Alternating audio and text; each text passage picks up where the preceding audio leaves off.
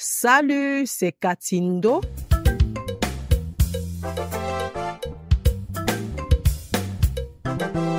Bienvenue dans le podcast de la rubrique Catherine.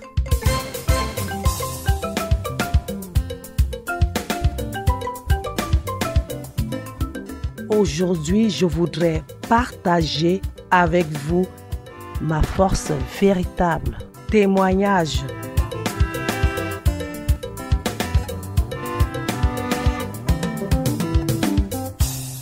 Les témoignages des gens qui ont connu la miséricorde, la bonté et l'amour de Jésus dans leur vie.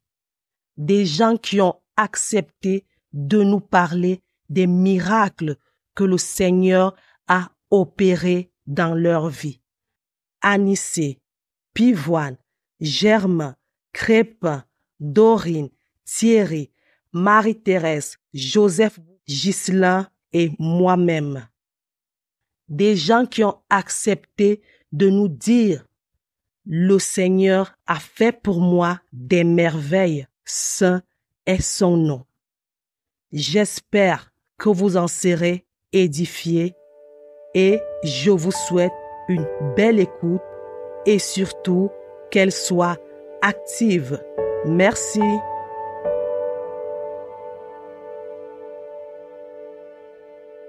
Bonjour, je m'appelle Anisenga. Je vais vous parler de comment Jésus, avec moi, a transformé complètement ma vie. Tout a commencé depuis mon bas âge où j'ai été appelé à fréquenter des collèges confession religieuse et au milieu des sœurs et des prêtres. J'ai appris d'abord à prier, j'ai appris à connaître Jésus, j'ai même appris à expérimenter Jésus dans ma vie. Et cette valeur a transformé ma manière d'apprécier, de voir les choses par rapport à tous les événements que j'ai vus dans ma vie. Je ne vais pas compter tous les combats spirituels menés ça et là au sein de ma famille et où j'ai vraiment vu que Jésus et sa mère Marie me soutenaient et me protègent dans tous ces combats, les combats de nuit et tout le reste. C'est une expérience fort intéressante et enrichissante pour moi et pour toute ma vie. Et j'ai toujours dit, pas un pas sans Marie et pas un pas sans mon Jésus, parce qu'il est tout pour moi. Il est mon tout. Je me confie à lui, je m'abandonne à lui. Je lui confie toutes mes difficultés, toutes mes peines. Je lui confie également toutes mes joies, parce que cette joie, elle est débordante, surtout quand on a vaincu les épreuves, le diable et tout ce qui nous entoure avec la patience, avec l'amour, avec la persévérance de Jésus à ses côtés. Avec lui, on est fort et on est toujours fort.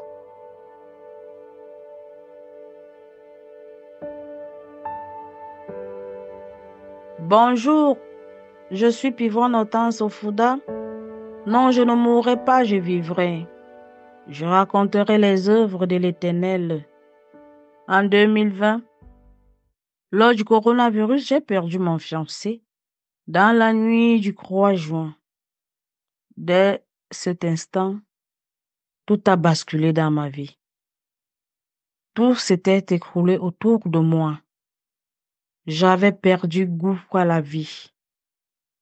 Je me suis posé mille et mille questions de savoir, Seigneur, pourquoi moi? Je me suis posé la question si je ne vivais pas un mauvais rêve. Mais hélas, c'était la triste réalité. Mais le Seigneur m'a soutenu. Le Seigneur m'a sorti de cette fosse où je m'étais retrouvée. Le Seigneur ne m'a jamais abandonné.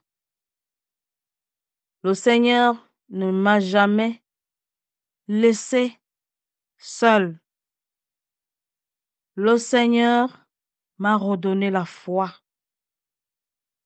Malgré la blessure qui reste ouverte, mais elle se cicatrise petit à petit. Le Seigneur est ma consolation. Mon ami de toujours, Comment ne pas le louer, le célébrer tous les jours de ma vie?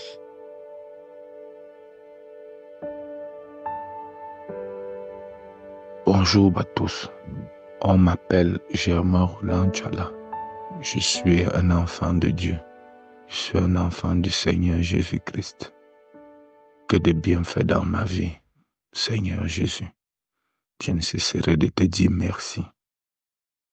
Premièrement, merci pour le souffle de vie que tu m'accordes au quotidien. Deuxièmement, merci de m'avoir donné une famille, des parents, des frères et sœurs, des enfants, une épouse. Merci Seigneur. Troisièmement, merci de m'avoir permis d'avoir un pain quotidien, un boulot dans ma vie qui me permet de pouvoir nourrir les miens, de ceux qui me sont proches, de pouvoir subvenir à certains petits besoins. Merci Seigneur. Quatrièmement, Seigneur, merci pour cette maladie que tu as éloignée de moi. Tu as éloigné cette maladie après opération. Merci Seigneur, je ne cesserai de te dire merci et de te louer.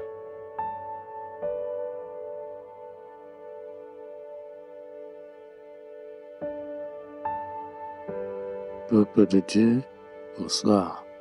Je me nomme Monsieur Meye Noir Assouna Alban-Crépin, d'une famille de 4 garçons, d'une mère restée veuve une quarantaine d'années, à peine 33 ans.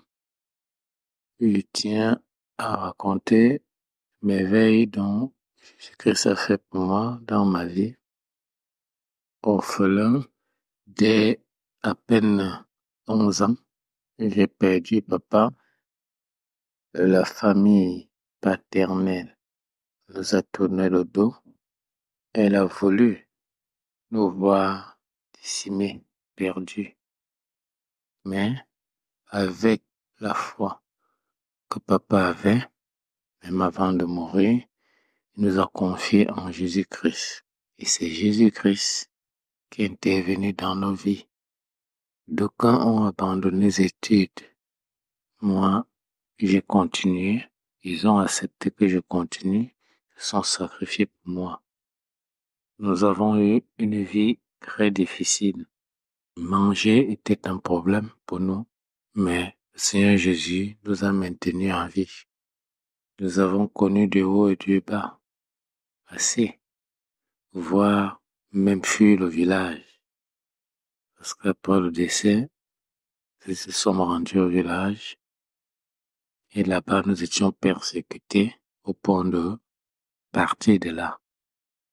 Et nous sommes revenus du côté de Yaoundé où nous avons toujours mis notre confiance en Dieu qui a permis à ce que nous puissions grandir et que les uns et les autres puissent trouver quelque chose pour la survie.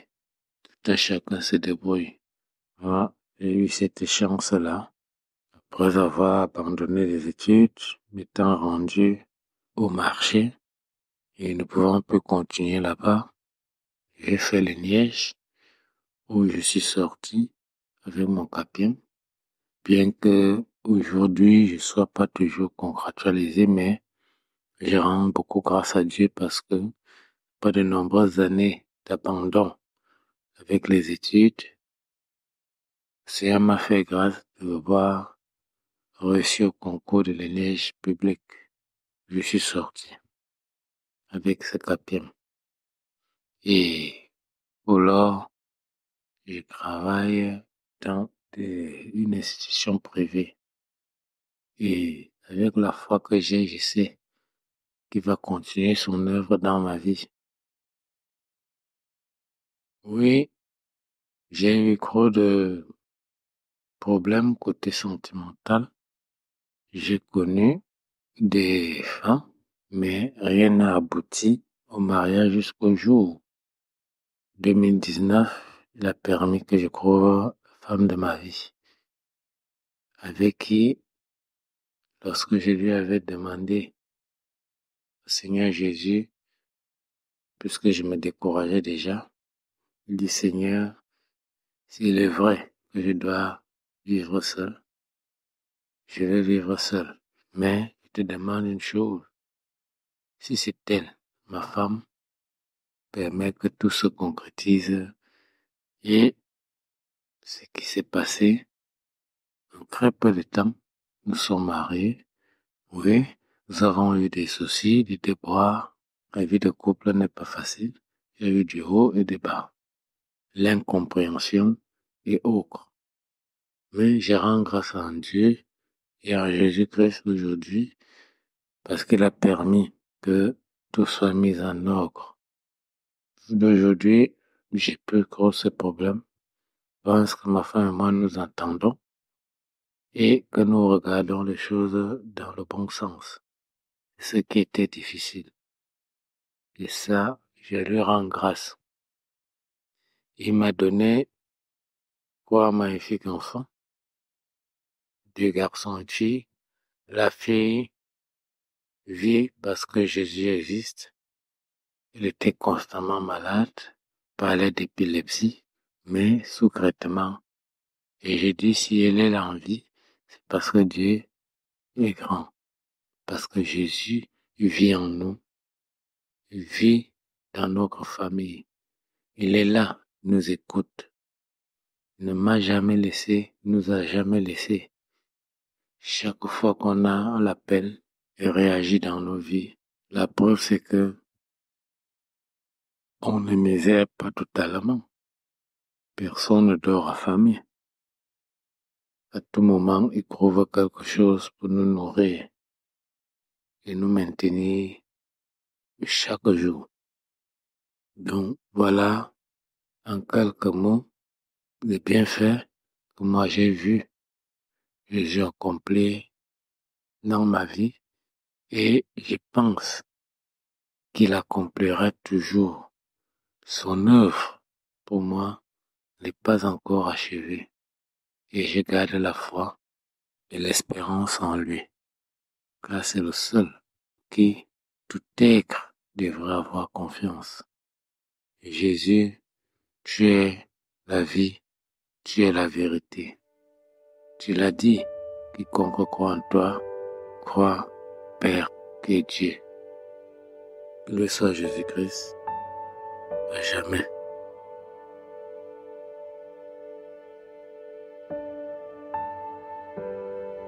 Bonsoir, peuple de Dieu. Moi, c'est Madame Bekeme Besselik, épouse Meninoa Albankrep. Je viens vous raconter les merveilles que Jésus-Christ a accomplies dans ma vie. Au commencement, ma mère m'a conçu à plus de 45 ans, parce que mon grand frère mort dans le cas de 25 ans.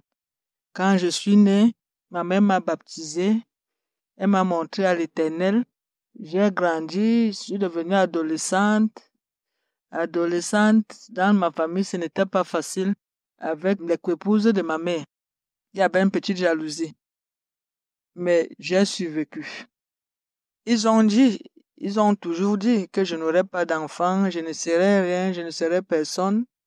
Jésus m'a toujours élevé parce que je crois en lui fermement.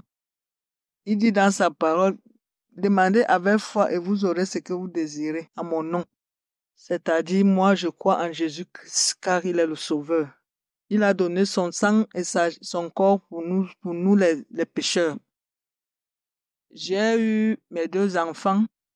J'ai failli rester sur la table avec un, c'est-à-dire on m'a opéré, on m'a fait une césarienne qu'aujourd'hui j'ai les séquelles, c'est-à-dire je tire un pied. Je suis presque handicapé. Après ça, j'ai rencontré mon époux. Avant de concevoir, je suis tombé malade, j'ai fait près d'1 an de maladie. Dans la prière, Jésus m'a guéri. Et après 1 an de maladie, j'ai conçu mon fils aîné. Je n'en croyais pas mes yeux, je n'en croyais pas mes oreilles. Mais je l'ai accouché.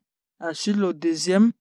Aujourd'hui, ils ont 17 et 15 ans. L'aîné a 17 ans et l'autre a 15 ans. Jusque-là, dans ma famille, j'étais marginalisé, hein, mes sœurs en Christ. C'est-à-dire, on disait, je ne serais rien. Je vais employer peut-être le terme que vous allez comprendre, j'étais domestique. On ne m'écoutait pas. Un jour, j'ai rencontré une fille, une cousine éloignée qui m'a proposé un travail. J'ai travaillé à l'hôtel, Kiss Hotel à Ifulan. C'est de là où je rencontre mon époux. Handicapé, parce que quand j'ai accouché mon deuxième enfant, on m'a fait la césarienne. J'ai eu un AVC sur la table. Mon mari m'a accepté. Ce n'était pas facile. Sa famille m'a rejeté. C'est pas facile d'accepter une belle fille dans une famille. Mais au bout de 6 mois, mon mari m'a donné l'acte de mariage. Jusque-là, ce n'était pas facile avec sa famille. Jusque-là, ce n'était pas facile. Ce n'était pas facile. Il m'a donné l'acte de mariage. On a continué à vivre ensemble jusqu'à aujourd'hui où, parce qu'après le mariage, bagarre sur bagarre, problème sur problème, on s'insultait, on se disait de tout et de rien. Mais aujourd'hui, j'ai persévéré avec Jésus-Christ parce que dans ma maladie, je lui avais promis. Le mensonge, ce n'est pas moi. Et aller dans sa maison, ça serait moi. Pour vous dire que persévérer en Jésus-Christ, il ne ment pas, il ne trompe pas. Il est vrai. Jésus-Christ m'a donné le travail. Quand j'ai épousé mon mari, j'ai arrêté le travail. J'ai fait 5 ans à la maison. Après notre mariage, j'ai trouvé un travail. Aujourd'hui, Jésus-Christ m'a donné un bon travail. Parce que j'ai dit, le mensonge, c'est pas mon partage. Et aller à sa maison, ça serait mon partage. Son chemin n'est pas facile. Son chemin est comme le trou de l'aiguille. Il faut juste l'accepter. Et croire qu'un jour, cela s'accomplira.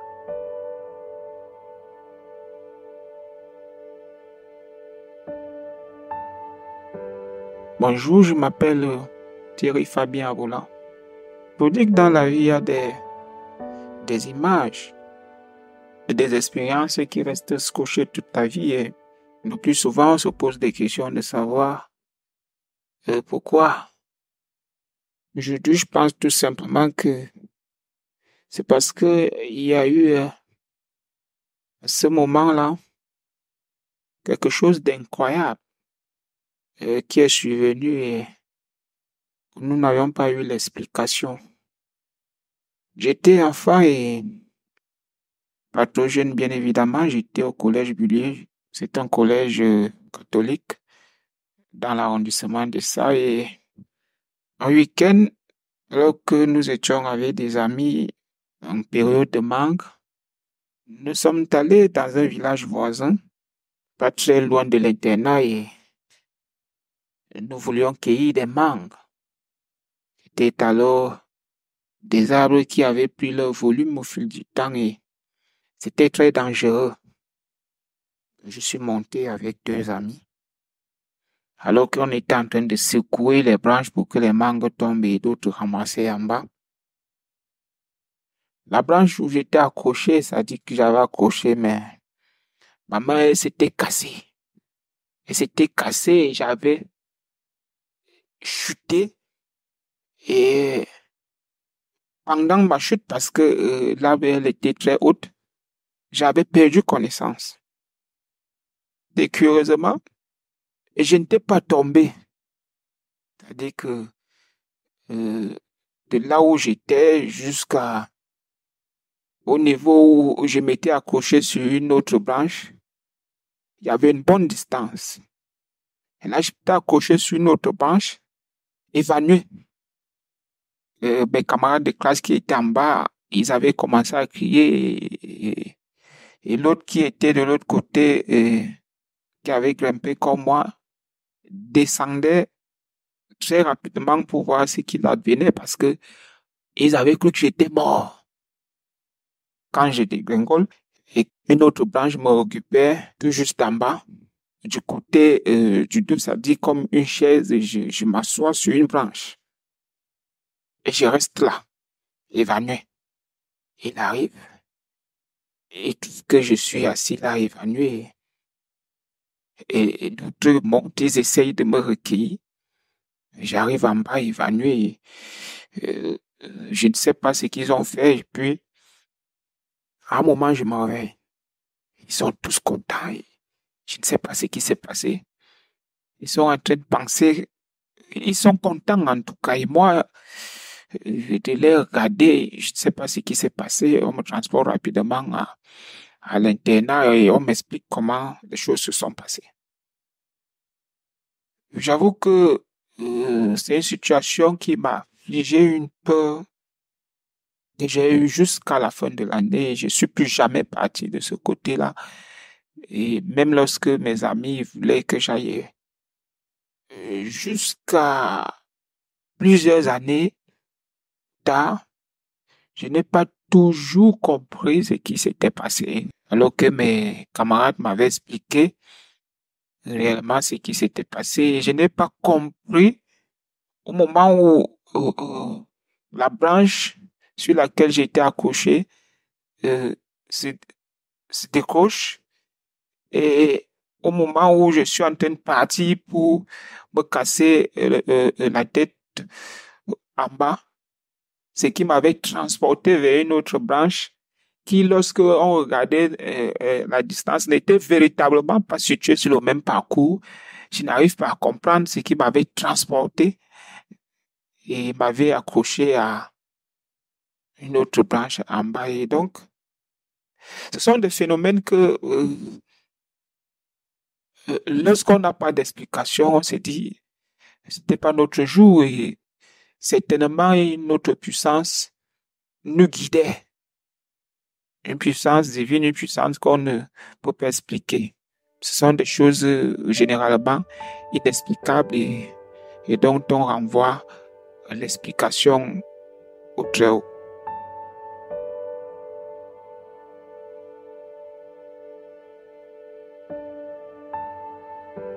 Salut au peuple privilégié du Père éternel, Dieu Tout-Puissant. Moi, je suis Marie-Thérèse Ediemambani, épouse Bitomon. Je suis très honorée en ce jour de devoir être un témoignage vivant de l'amour inconditionnel de Jésus-Christ, notre frère et Seigneur. Ma force véritable, quelle est-elle? Comment Jésus a transformé ma vie? Alors, si je dois m'appesantir sur ces deux aspects pour démontrer ou confirmer et témoigner l'amour que le Seigneur ne cesse de déverser dans nos vies, sans toutefois le mériter, mais tout simplement parce que le Seigneur est essentiellement amour. Ma force véritable, je la tire des enseignements que je reçois au quotidien de l'Éternel, de la parole de Dieu. Et ces enseignements, chaque jour, m'ont transformé parce que au travers des multiples épreuves que j'ai eu à traverser, le Seigneur m'a d'abord fait acquérir une sagesse. Une sagesse que, au regard de la société actuelle, de tout ce qui m'entoure, de la majorité des gens qui vivent selon leur propre volonté, j'ai tiré de mes épreuves des leçons et j'ai acquis la sagesse nécessaire pour pouvoir avoir une maîtrise de soi. C'est déjà une grande transformation pour moi.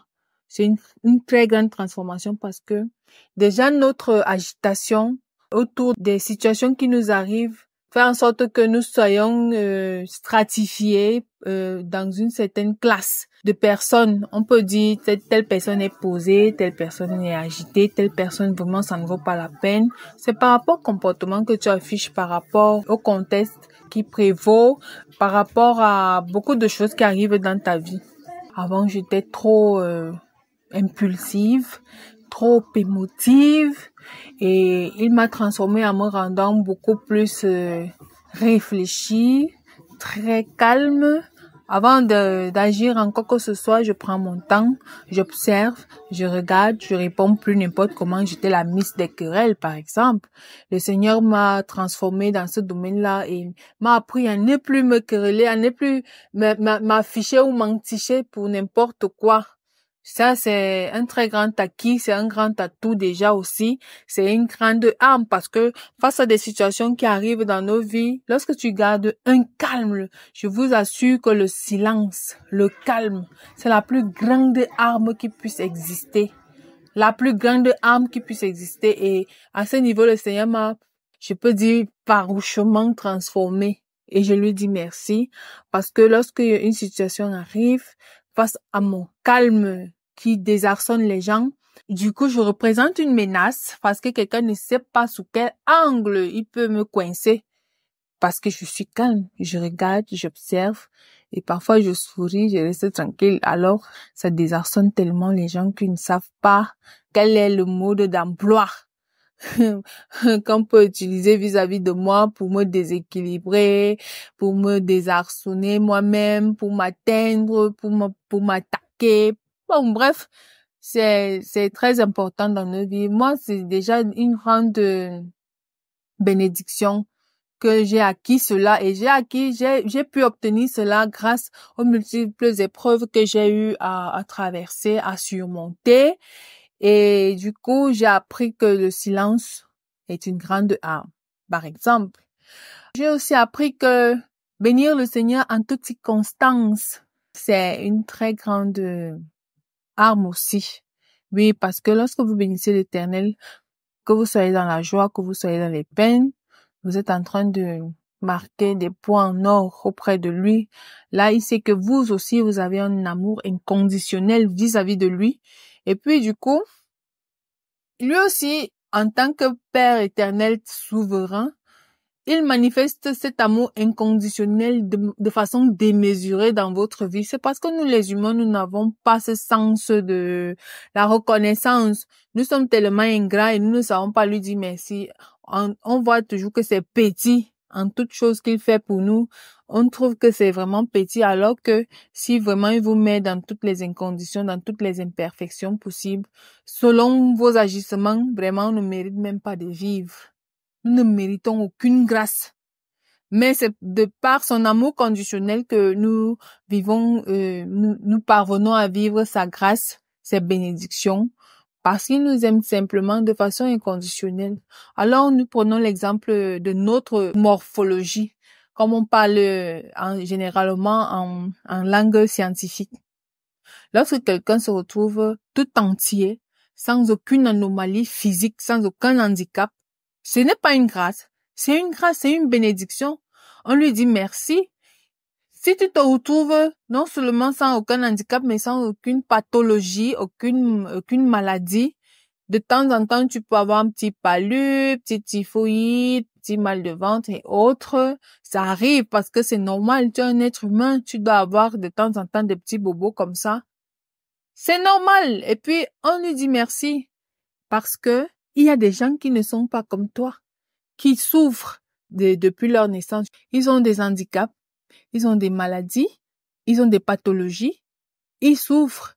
Peut-être ils sont riches, ils ont beaucoup d'argent, mais ils ne sont pas heureux parce que leur maladie leur suce cet argent, leur maladie absorbe leur paix.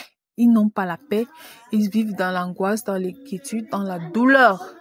Alors vraiment, moi je dis merci parce que le Seigneur m'a fait grâce de tout cela et j'ai finalement compris et réalisé que le Seigneur fit pour moi des merveilles, saint est son nom.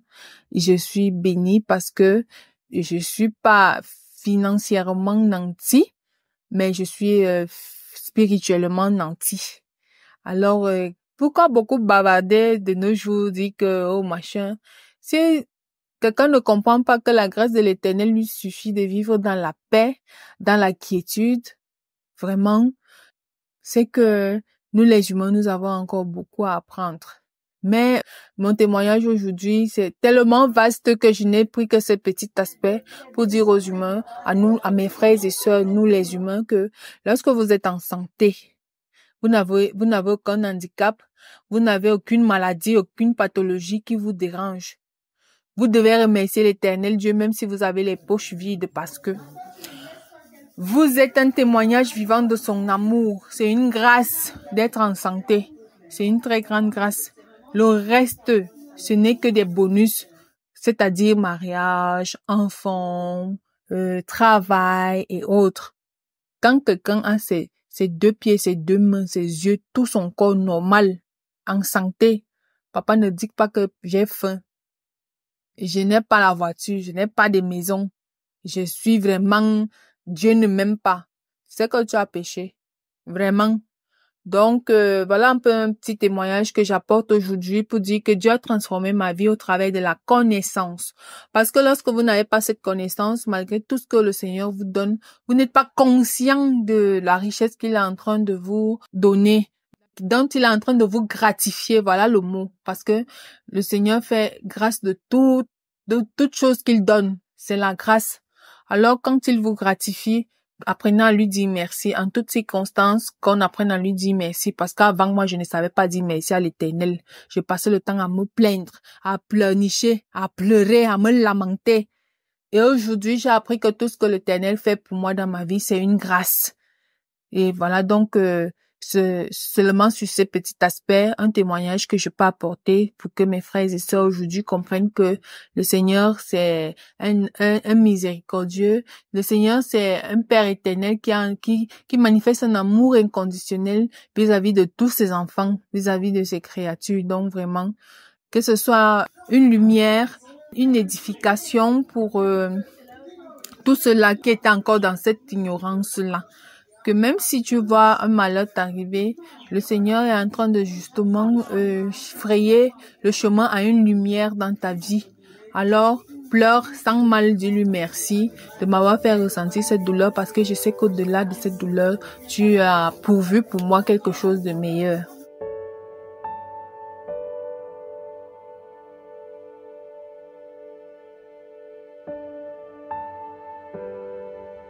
Je suis Joseph Bouba. Les merveilles et miracles que le Seigneur Jésus a opérés dans ma vie.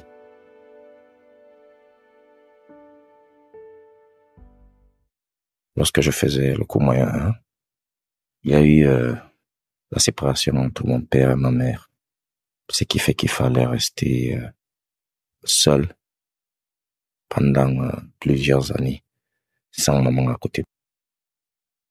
Et un jour, je me suis dit, sans ma mère à côté de moi, je pourrais être personne. Peut-être ma vie va s'arrêter d'un moment à l'autre. Alors, Dieu le Créateur, par la voix de son Fils, Jésus-Christ, qui vit aujourd'hui, qui a vécu hier et éternellement, m'a montré que je pouvais compter sur lui. C'était pas facile pour moi de manger. J'ai dormi par terre chez des gens que je ne connaissais pas. Une fois le matin, dans un village, quand je sortais le matin et allais au champ, il y avait des gens qui enlevaient sur moi les puces, ce qu'on retrouvait sur les chiens, parce que je dormais par terre. Parfois sur un carton ou bien sur un sac. 2 ans après, je suis tombé gravement malade. Dans ma santé, quelqu'un m'a demandé de me rendre à l'hôpital parce que j'avais très mal au bas-ventre. Et je savais pas de quoi ça provenait. Il y avait des gens qui me voyaient costaud devant le ventre et les bras et l'autre partie du corps trop petit. Ils disaient, Joseph, tu es très fort, regarde comment tu es costaud. Et pourtant, j'étais malade, sans savoir. Alors, on partait jouer, mais une fois, je suis tombé. Et on m'a donc amené à l'hôpital. Quelqu'un que je vais jamais oublier m'a amené à l'hôpital et on m'a dit que je souffrais d'une hernie inguinale et qu'il fallait m'opérer. Et la consultation m'a aidé. On me l'a fait gratuite. Pourquoi? Parce que je n'avais rien. J'étais jamais venu à l'hôpital. Peut-être dans l'enfance, quand la maman m'amenait pour vaccination et qu'on faisait aux enfants, peut-être oui, mais à 18 ans, 17 ans, 19 ans, jamais la direction de l'hôpital. Il faut opérer Joseph Bouba. Pour moi, je savais que non, il n'y avait pas espoir. Espoir pour une opération. Non, il n'y avait pas. Je savais qu'un jour, j'allais me coucher. Et puis le lendemain, on dira, et on a retrouvé Joseph Bouba, décédé. C'était comme ça dans ma tête. Donc je vivais avec le décès en moi déjà. Bon, comme j'avais l'habitude d'aller de temps en temps jouer au foot, puis courir, surnommé, oh, tu joues très bien. Alors j'ai rencontré quelqu'un, je lui ai montré mon ordonnance. C'est pas facile pour moi de raconter ça, mais il faut que vous sachiez ce que j'ai enduré grâce au Seigneur Jésus-Christ. C'est passé. Je lui ai montré mon carnet, il l'a vu, il m'a dit, petit, j'ai pas les moyens. Si j'avais les moyens, j'allais t'aider. Et il m'a dit, du courage. Je lui ai dit merci. Et il y a quelque chose qui m'a frappé sur lui, c'est sa sincérité à me regarder. Il avait un sac à dos où il y avait Jésus et ses apôtres dessus. Mais souvent, je lui pose comme question, tu as toujours ton sac, Jésus et ses apôtres? Il me dit non, il sourit. Alors, par des gens, par mon ami, mon frère, Joseph Cyril Ndo, je suis parti à l'hôpital. Et quelques semaines après, quelques mois, on m'a opéré. Et l'opération s'est passée avec succès. Mais quand le docteur m'a demandé, et si j'étais interne, qui va veiller sur toi ici? Je lui ai répondu que je n'ai personne. Mais si je décède, ça ne me dérange pas. Il m'a regardé et regardé encore le miracle que le bon Dieu et Jésus-Christ fait pour moi. C'est que quand je lui donne les frais d'opération, il ne les prend pas. Il me dit arrête, quand tu vas te réveiller, tu vas manger avec. Encore le miracle de l'Éternel. Jésus m'a envoyé vers un docteur qui veut que je vive et que je mange. Une semaine après, je sors de l'hôpital. Et la première personne que je cherche à voir, c'est Joe. Puis je vais chez lui, il me regarde. J'avais tellement perdu de poids. Après, il me dit, comment ta santé? Je lui ai dit, ça va. Il dit, bon, je peux rien te donner. Mais est-ce que tu peux passer ici le matin, à midi et le soir? Je lui ai demandé faire quoi? Il me dit, j'aimerais que tu viennes, on partage le peu de nourriture que j'ai. Je lui ai dit, d'accord. Jésus m'a donné un frère. Jésus m'a donné un chirurgien. Jésus m'a donné des gens qui m'ont aidé à m'en sortir dans ma maladie.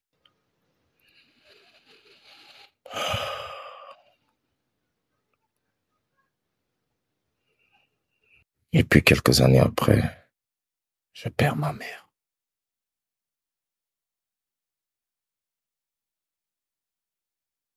C'est comme si le ciel était tombé sur moi. Parce que Dieu me disait toujours, Bouba, est-ce que tu es allé voir ta mère? Je lui ai dit oui. Il dit, il faut aller voir ta mère. J'ai dit, d'accord, Joe. C'est avant, chaque fois, il me rappelait ça. Et je crois que grâce à ça, j'ai gardé un lien, même après la disparition de ma maman, de l'amour interminable.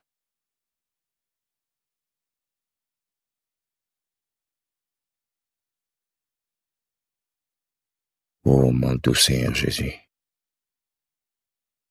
je ne saurais comment te remercier.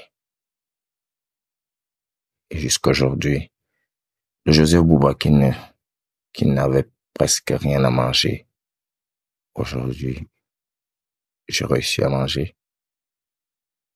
J'ai réussi à faire plaisir aux tout petits, aux amis, ceux qui sont proches de moi, à partager le peu que Dieu, par son Fils, réussit à m'avoir. Je me demandais de dire, comment pourras-tu remercier Dieu et son Fils? Je dis, je sais pas, parce que merci, c'est petit. Dis que Jésus est grand et merveilleux, c'est très petit, la moyenne est très petite. Je t'aime, Seigneur Jésus. Merci beaucoup. Tu m'as aimé. Tu m'as aimé, oh. Tu m'as aimé. Seigneur Jésus, tu m'as aimé. Yahweh, tu m'as aimé, oh oh. Tu m'as aimé. Tu m'as aimé, tu m'as aimé, oh. tu m'as aimé. Seigneur Jésus, tu m'as aimé. Je sais d'où tu m'as pris, oh. Moi j'étais un voleur. J'étais un tabagiste, papa. Oh oui, tu m'as aimé. J'étais un ivrogne. J'étais un menteur. Malgré tout cela, papa Jésus, oh oui, tu m'as aimé, Yahweh, tu m'as aimé, oh oh, tu m'as aimé. Tu m'as aimé, tu m'as aimé, oh. Tu m'as aimé.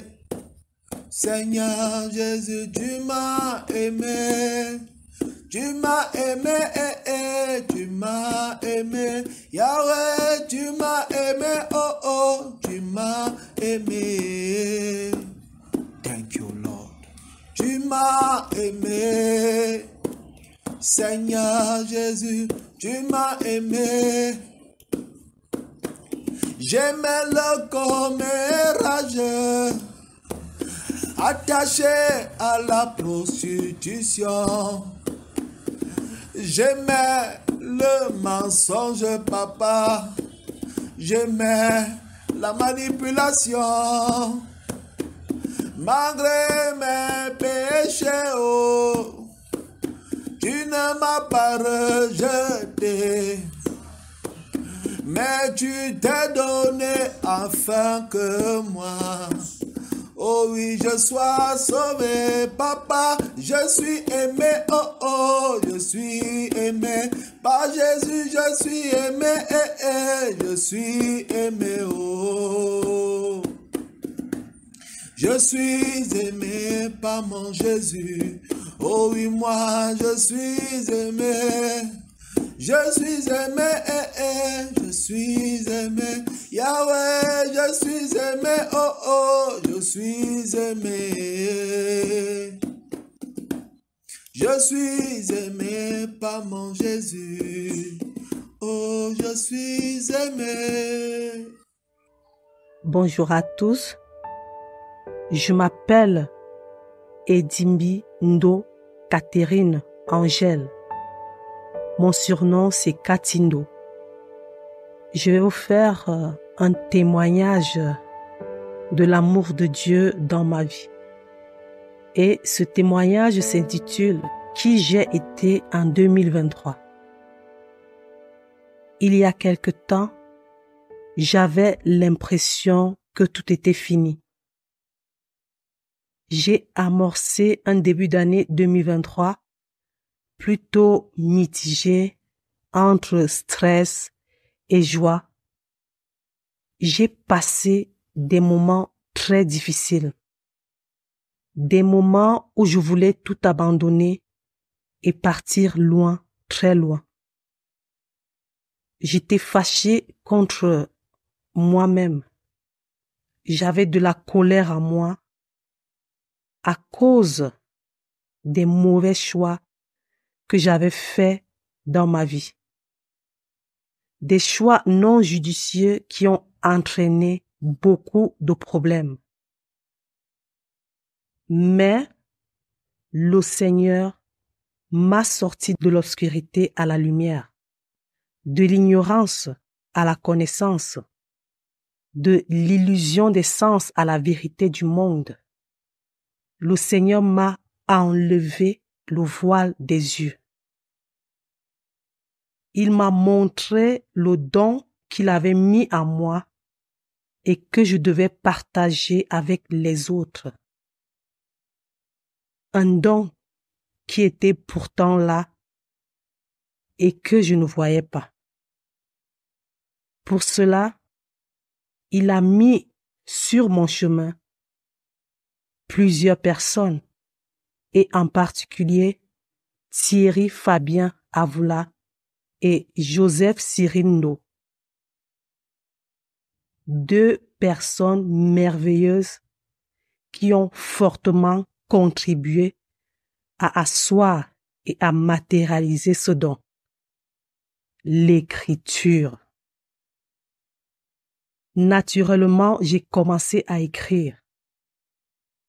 Au début, cela s'est fait timidement.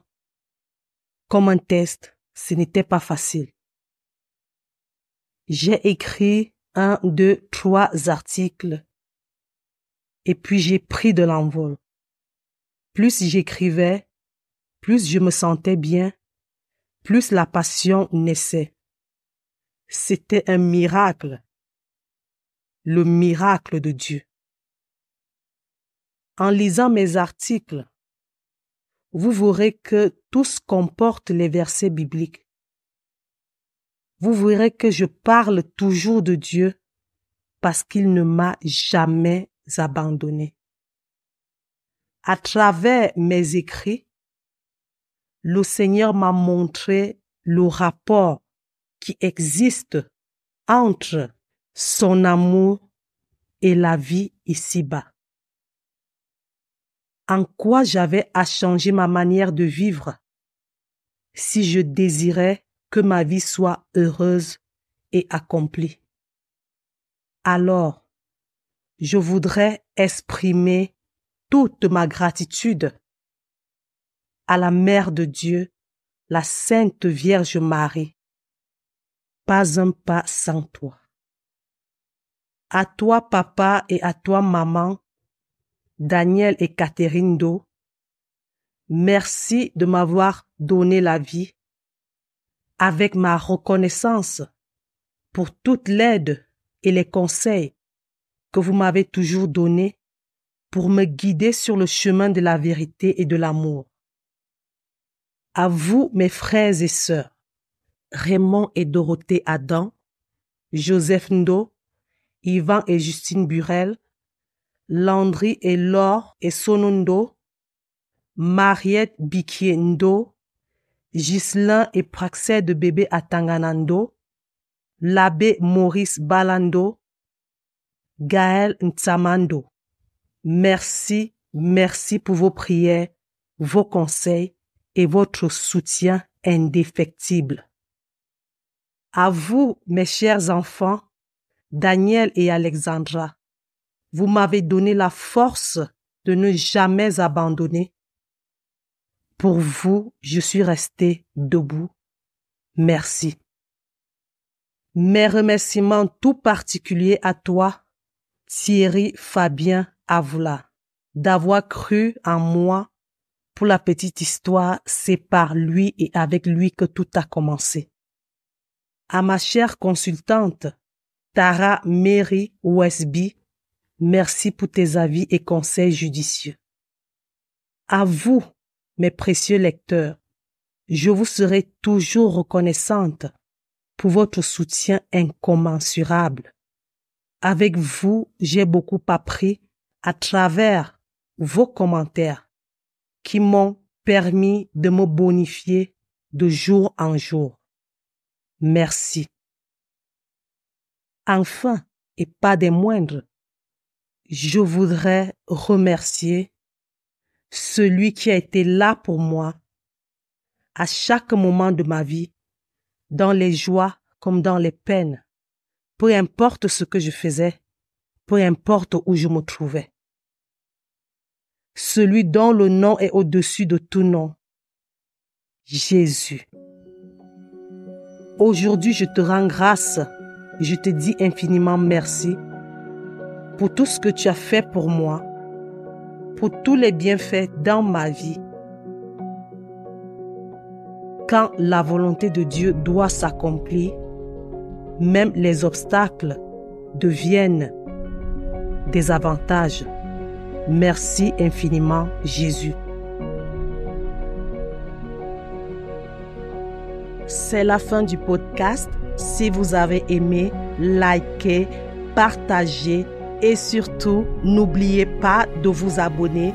Bisous!